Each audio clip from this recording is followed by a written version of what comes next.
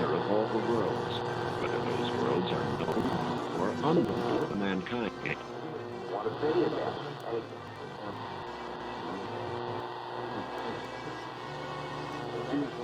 Although, over the summer...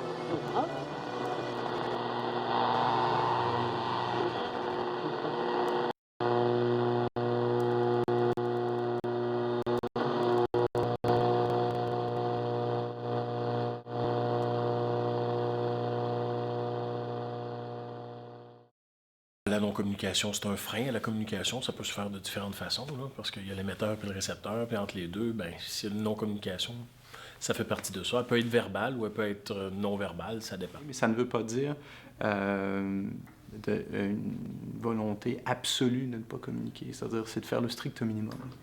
Et c'est de faire le strict minimum dans le dessein, véritablement, d'essayer de contrôler le message. Quand on peut poser 2 questions, mais ça, c'est un contrôle parce qu'on limite la possibilité de poser une question et donc d'obtenir de l'information. Et en même temps, on contrôle parce que si on en donne juste 2, on peut répondre ce qu'on veut. Il y a une volonté de contrôle à tous les niveaux. Et contrôler à tous les niveaux, ça veut dire contrôler son image essentiellement.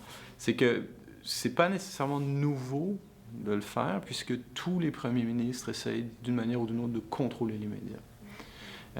Il y a une crainte par rapport aux médias, une crainte par rapport au message qu'on essaie de lancer, mais Stephen Harper l'a porté à un degré inégalé dans l'histoire politique. Il a véritablement poussé le bouchon très loin. Souvent, les médias ont droit à 2 questions en anglais, 2 questions en français, et tout est très encadré, très contrôlé. Donc, c'est une communication qui est très dirigée par le gouvernement. C'est très difficile de nous faire notre métier. Et c'est un peu de la non-communication parce qu'elle n'est pas franche, elle n'est pas ouverte, puis elle est assez opaque, elle n'est pas transparente. Pendant longtemps, il contrôlait un petit peu à qui il répondait. Donc, son bras droit, là, qui était Dimitri Soudas à l'époque, avait sa liste de journaux interdits. Donc, les journalistes posaient des questions, puis il ne leur donnait pas la parole. Il ne donnait plus véritablement ce qu'on appelle des scrums, là, des rassemblements de journalistes, là, le journalisme un peu de meute, là, où on vient poser des questions. Il ne donnait plus ça devant le foyer de la Chambre des communes. Il allait d'abord parler à son caucus pour établir le message. L'accès au premier ministre est souvent choisi pour favoriser le premier ministre et le gouvernement. À moins d'un événement qui mérite que le premier ministre fasse le point, se rendre à la disposition des journalistes en entrevue individuelle. Mais souvent, même au cours des dernières années, Stephen Harper a souvent choisi des médias qui étaient parfois favorables à son idéologie, parce que dans les médias, il y a souvent une ligne éditoriale qui va être un peu plus favorable, un peu moins favorable, des lignes éditoriales économiques.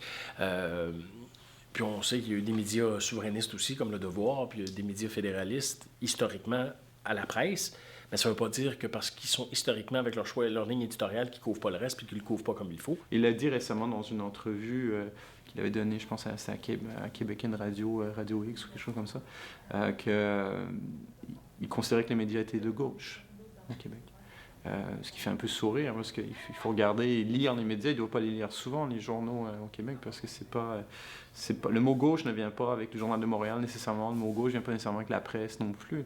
Mais il y a cette vision-là bon, ce sont des médias de gauche, donc par définition, je m'en méfie. Par définition, ils essaient de contrôler, et ça sous-entend qu'ils vont déformer mon message. Par conséquent, je ne passerai pas par la voie médiatique traditionnelle. Je vais créer mon propre chemin, en fait. C'est exactement ce qu'il a fait depuis qu'il est au pouvoir. Mais il l'a fait graduellement. Il n'y a rien de précipité chez lui. Là encore, c'est une de ses caractéristiques, c'est la lenteur. Mais c'est une lenteur qui est stratégique. Welcome to 24/7, a week in the life of the Prime Minister of Canada and more. This week, the Prime Minister attends the Calgary Stampede. Finance Minister Joe Oliver strengthens Canada's securities regulation system, and the PM visits flood-ravaged Manitoba. On Thursday, the Prime Minister and Lorene Harper... 24/7, c'est l'émission qui est disponible sur le site du Premier ministre Stephen Harper. C'est une émission donc qui est entièrement faite par son équipe, là, c'est son équipe de médias, et qui le suit un petit peu partout, qui a sa propre équipe de tournage. C'est-à-dire, il faut bien le distinguer 24/7 de ce que peut être un reportage qu'on verra à Radio-Canada, CBC ou sur un autre média.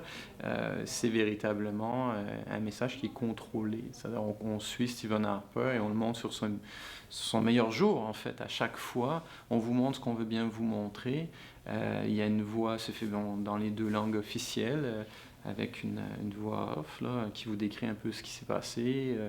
Donc c'est l'actualité, c'est censé être un regard un petit peu nouveau et frais sur Stephen Harper, mais si on le regarde attentivement, c'est plus une émission qui a l'air d'une satire ou une comédie. Là. C'est fait avec 3 bouts de ficelle et c'est quelque chose qu'on ne voit pas en démocratie. C'est-à-dire, vous n'avez pas un 24/7 François Hollande, là. Vous n'avez pas un 24/7 Angela Merkel.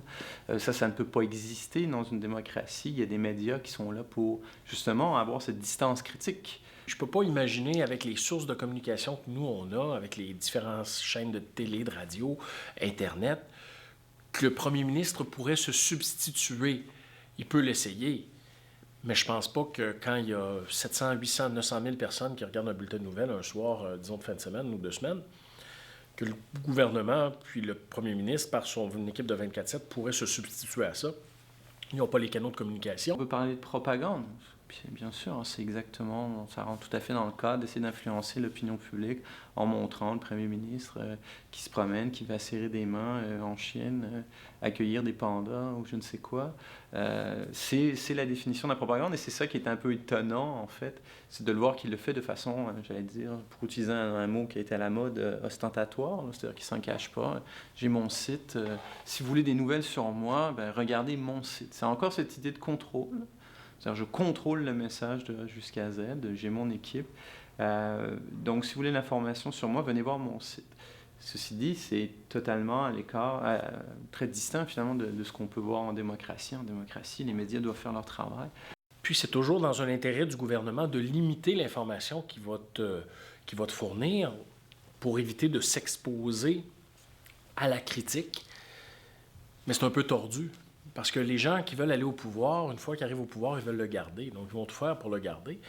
Puis, pensez aux campagnes de publicité négative que les conservateurs font à l'endroit de plusieurs chefs, Mulcair, Trudeau. Ce sont des campagnes inspirées des États-Unis. C'est pas vraiment dans notre ADN de faire ce genre de publicité-là. Puis on est un peu...